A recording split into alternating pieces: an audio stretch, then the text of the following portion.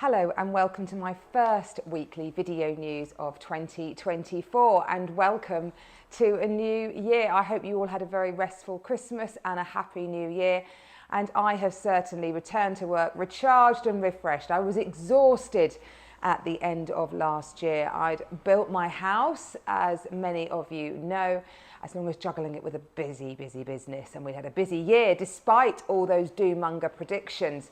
And that leads me on to what I want to sort of talk a little bit about this morning, looking back with a bit of a summary of 2024, because all the big house price index data information is coming out and showing overall what the year did. ZLA Drew their figures to the end of November. Prices were down 1.1% nationally, 2.3% here in the southeast, which is often more normal. We tend to see more of a rise during boom times, and so you get more of a correction when the market then shifts. Nationally, nationwide, have looked to the end of the year, they're saying prices were down 1.8%. So that's certainly, I think we'll all agree, a lot lower than the 4 to 5% that was being predicted by the media. And why is that? Well, one, of course, the big reasons that drives property prices down is forced sales. So people no longer being able to have the luxury to think, well, I'll ride out a bit of a property downturn. I've just got to crack on and sell my house for whatever reason. And of course, there was lots of concerns that with mortgage rates rising and lots of people coming off fixed rate deals, that they might not be able to pay those mortgages and therefore repossessions would rise and prices would fall. It didn't happen. The reason for that, as I've said many times, the banks have been stress testing mortgages now since 2014. What that means is although rates got very low, down to about 1%, you could pick up a mortgage for at the end of 2021. Although that was going on, they were checking, they knew that was never going to last, an artificially low interest rate environment. So they stress test to make sure that can that borrower afford those payments if rates rose. And they took those rates up to about 7 to 8% actually. And basically when they lent that money, as long as they could afford it 7 to 8%, you got granted the loan. And of course, that was back when those borrowers were applying for the mortgage. That's not even taking into account wage growth that's happened since they took out that mortgage. They took out a 5-year fixed deal. Then over the last 5 years, they've probably seen wage growth. Because inflation and wages keep rise with, or try to track that. Employees get cross when they feel their money isn't going as far, and promotion in work. So wages gone up, mortgage rate stayed the same until it comes off, stress tested anyway, and they can still afford their mortgages. Not nice, I don't doubt that for 1 minute. Horrible when you've been paying a really cheap mortgage loan payment and suddenly you have a much more expensive one, but ultimately they can afford it. It's disposable income that obviously gets hit. So that was obviously a big reason why properties didn't crash as much as they thought. And also the resurgence of the first-time buyer, the most dominant buyer group in 2023, and looking like they'll remain the most dominant this year as well. 40% of current buyers actively searching are first-time buyers. And that's because, quite simply, what's happened to the private rental sector.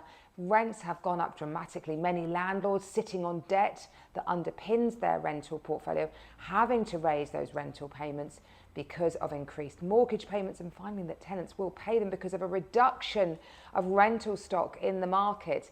So first-time buyers have found that over the last 3 years, on average, mortgage rate rises have been less, can you believe that, than rental rises. And of course for them, I mean, for baby boomers and people like myself, property is the gift that just keeps on giving, isn't it? My goodness, we look at so wonderful property rises. And so ultimately we are very happy with that, and look at property as part investment, part home. For first time buyers, it's just a place to lay their head that isn't in the rental sector.